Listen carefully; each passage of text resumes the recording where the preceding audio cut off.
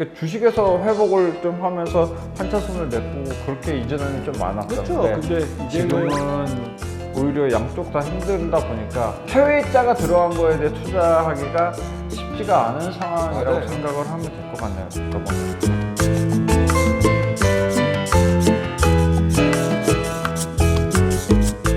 안녕하세요. 네, 해외 선물에 지식을 쌓는 방송 해적의 김성준입니다. 김성준입니다. 자, 우리 차장님 지난 시간에 이어서 이번 시간에는 원달러, 네. 원달러에 대해서 조금 다뤄보는 시간을 가지도록 했죠. 원달러가 13년 만에 거의 최고치를 찍었죠. 1,300원 찍었죠 이제. 네, 1,300원을 찍었습니다. 이 환율이 계속 오르는 이유가 일단은 미국의 금리가 인상. 이제 가파르게 오르면서 달러가 회수가 되고 미국 달러 가치가 이제 많이 오르다 보니 그렇죠. 네, 상당히 지금 현재 가격이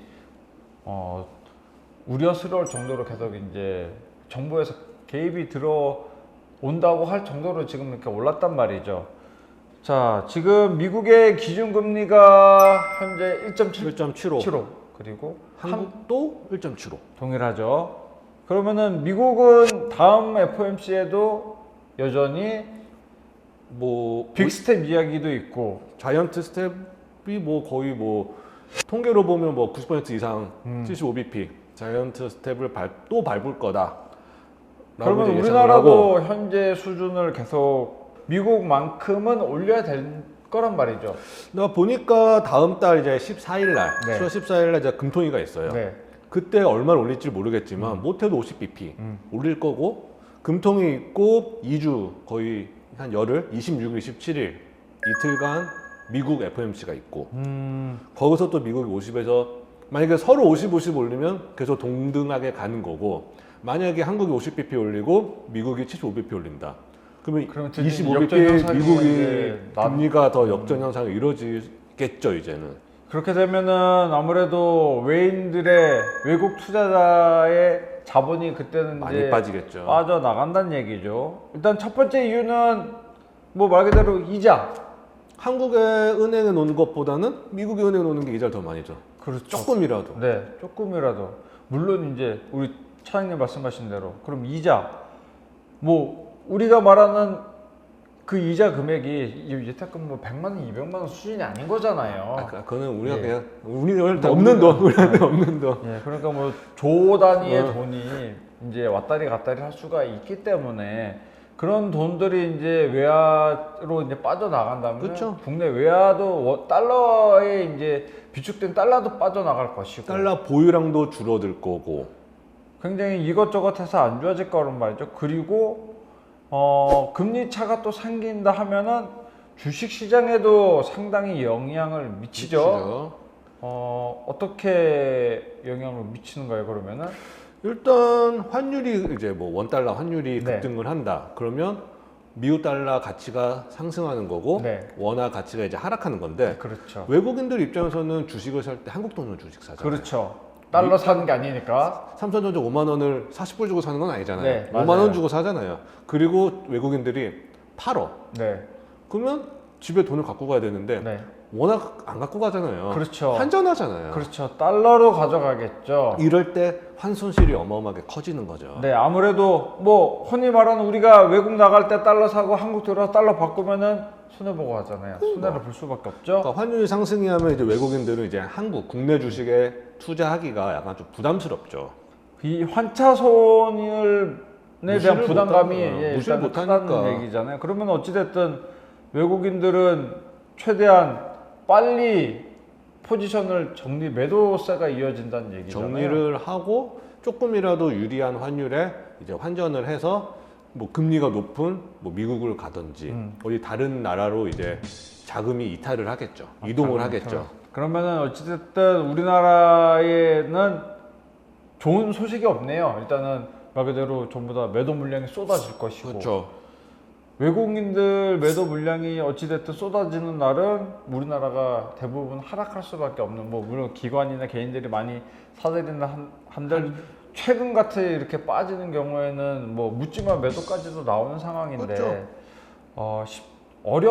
경기 자체가 그러니까 경기 자체 주식 시장 자체는 굉장히 악재로밖에 될 수가 없다. 그렇죠. 외국인들 입장에서는 일단 환율이 좀 내려간다, 빠진다. 그러면 외국인들 입장에서는 일단 매수 타이밍 잡기 좋은 거고. 네. 환율이 지금처럼 계속 좀 오른다. 그러면 무조건 외국인들은 이제 매도 타이밍으로 다들 인식을 하고 있죠, 지금. 다들 그래요. 어디가 목표라.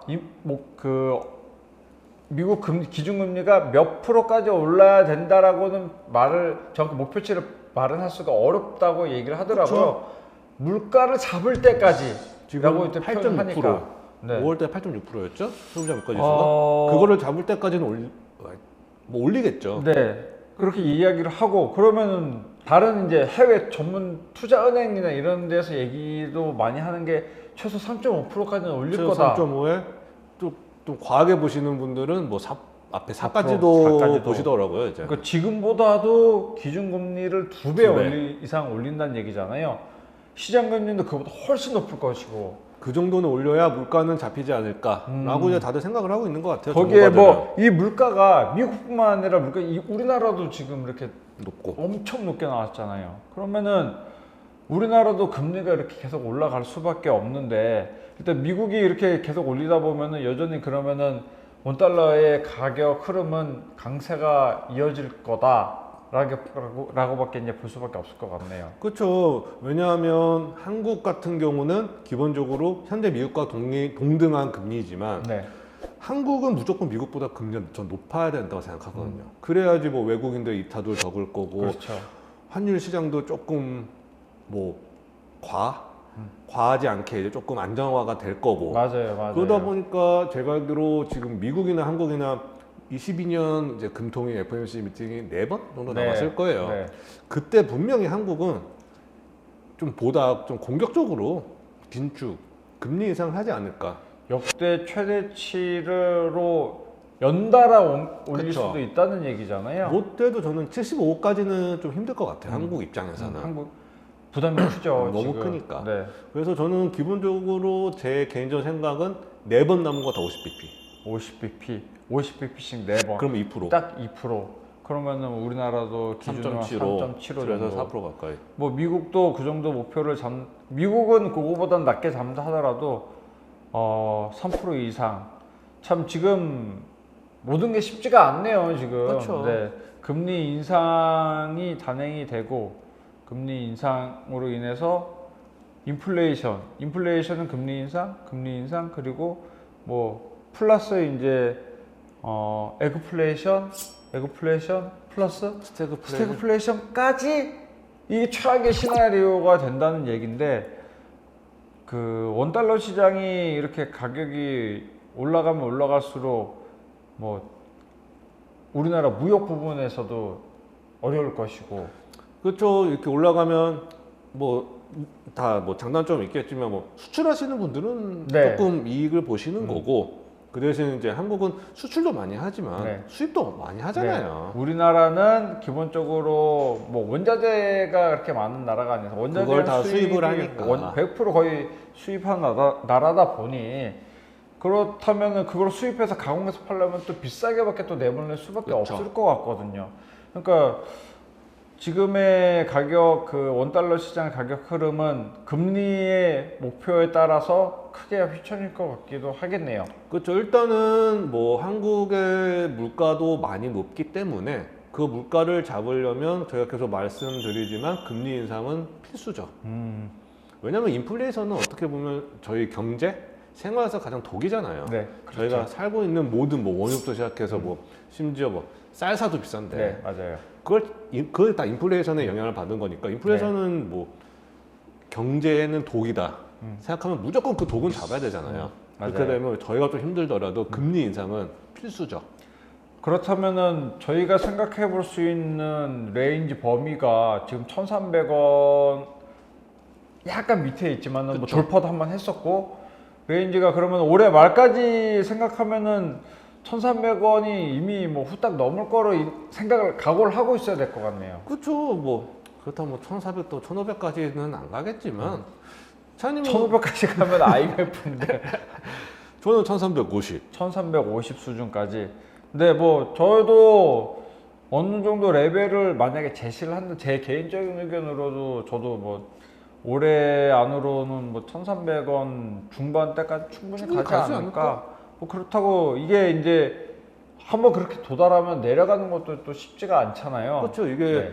지금이야 1,303원까지 올랐다가 얼마 전에 1,270, 80원 초반까지 빠졌다가 이러니까 아직 1,300원이라는 거를 아직 도달은 했지만 안착을 한 건 아니잖아요. 네, 그렇죠. 한 번만 찍고 내려온 거지. 근데 이게 10원, 15원 갔다가 다시 뭐 1,290원 갔다가 또 바로 올라가고 하면 1,300원이라는 게 또 저희한테 너무 익숙해지는 숫자가 돼버리잖아요. 네, 이제. 맞아요. 그러다 보면 이제 다시 1,250원까지 가기는 되게 멀어 보이잖아요, 지금.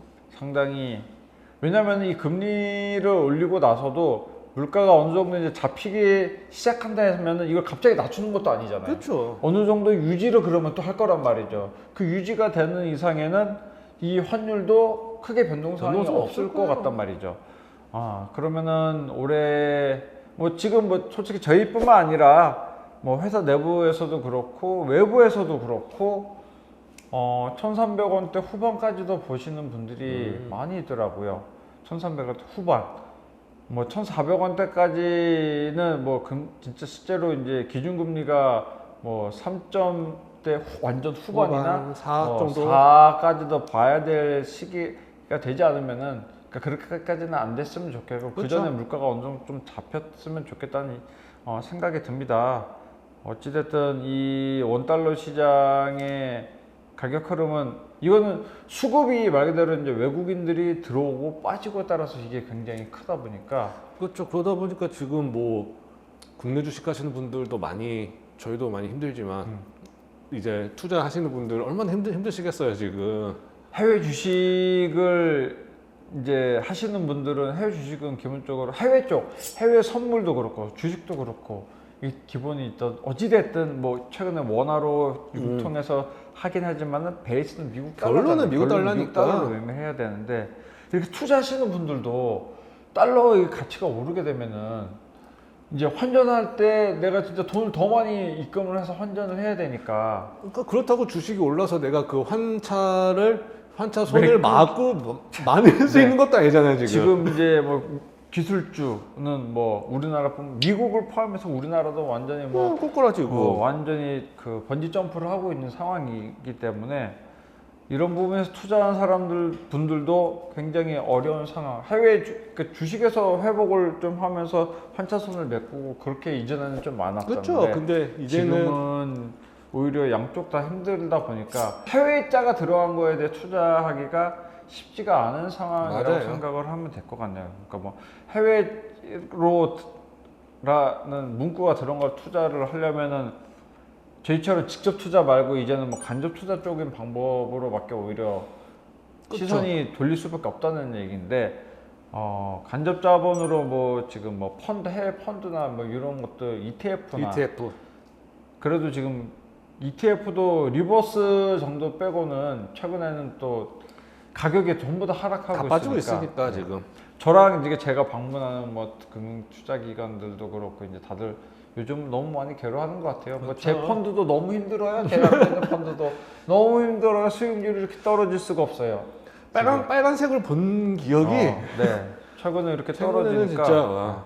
그래서 지금은 지수를 이렇게 이제 뭐 제가 이야기를 하면서 지수 투자 그리고 해외 선물은 또 달러 투자하는 방법이 있잖아요. 그렇죠. 국내 원 달러 투자 말고도 뭐 이제 그 저희 달러 인덱스도 있고. 아이스 거래소 상품, 달러 인덱스 상품이 있는데 이 달러 인덱스 상품을 투자하시는 것도 뭐 일단은 원 달러를 매매하는 거랑 크게 뭐 차이가 없으니까. 왜냐면 거기도 일단 달러 인덱스여 가지고 달러 대비 이제 6개 통화해 가지고 이제 지수화 만든 거나 네. 거기서도 어차피 달러가 베이스고 그렇죠. 원 달러도 달러가 베이스잖아요. 한 가지 뭐 이 와중에 또 소개를 시켜드리자면은 해외 선물 상품 중에서도 원달러 상품이 하나 있긴 있죠. 그 싱가포르 거래소 예, 쪽에 이제 원 달러 선물이 있는데 그렇죠. 그거 할 때 또 주의하실 점이 있어요. 어떤 한국 꼭 있는 얘기를 해주셔야 될 것 같아요. 원 달러 선물은 네. 1달러당. 네. 근데 SGX 싱가포르 거래소에 있는 거는 네. 1원당 얼마야? 아 이거 되게 헷갈려 하실 분들도 많고 똑같은 상품 스펙이 아니에요. 그러니까 거래하는 품목은 동일하지만은 스펙은 다르다고 일단 말씀을 드릴 수가 있고, 투자하는 상품을 종류를 여러 개로 나누는 것도 솔직히 투자를 여러 분산 투자 중에 하나니까 그렇죠. 그런 것도 뭐 투자하시는 분들은 기회를 다른 방법으로 일단은 가져가실 수 있는. 네, 가져갈 수 있는 방법이니까 이것도 한번 참고해 주시면 될 것 같습니다.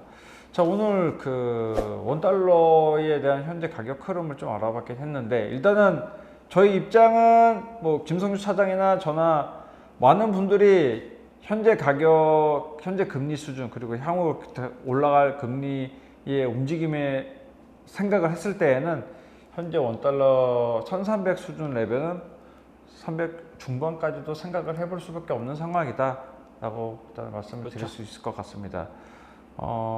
우리 차장님, 다음 시간에 저희가 이야기해 볼 거를 좀 이제 지금 잠깐 말씀을 드려야 될 것 같아요. 제가 이거 따로 말씀을 드린 적은 없는데, 차장님은 최근에 어떤 것들이 이슈가 되는 것 같아요? 다 무조건 원자재예요. 네.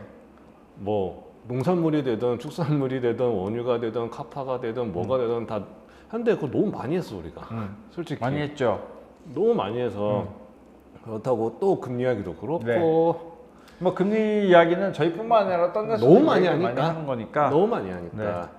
지금 이제 유럽이 진짜 금리 인상을 한다고 이야기를 했잖아요. 7월달에 한다. 한번 전반적으로 그쪽을 또 달아보는 것도 나쁘지는 국가- 않을 것 같아요. 현재 유럽 국가들? 상황을. 그러니까 예전에 유럽의 금융위기 사태, 뭐 그리스나 포르투갈, 그때는 저도 그때 따로 이제 외부 오프라인 방송이 아니죠. 그때는 이제 강의를 하면서도 그때는 이런 이슈를 많이 다뤘었는데, 유럽 쪽도 한번 관심을 갖고, 왜냐면은 해외 선물의 상품 중에서도 이 지수들은 다른 유럽 지수들도 있고 법유로 지수라는 것도 있기 때문에 이런 것들 한번 다뤄보는 것도 나쁘지 않을 것 같아요. 그래서 다음 시간은 저희가 유럽에 관련된 지수를 가지고 메인 지수 상품들, 뭐 프랑스나 영국, 뭐 닥스, 네, 독일 정도까지 해가지고 한번 이런 쪽으로 다뤄보는 시간 한번 가져가는 것도 나쁘지 않을 것 같아요. 그래서 다음 시간에는 저희가 유럽으로 한번 가보죠. 네,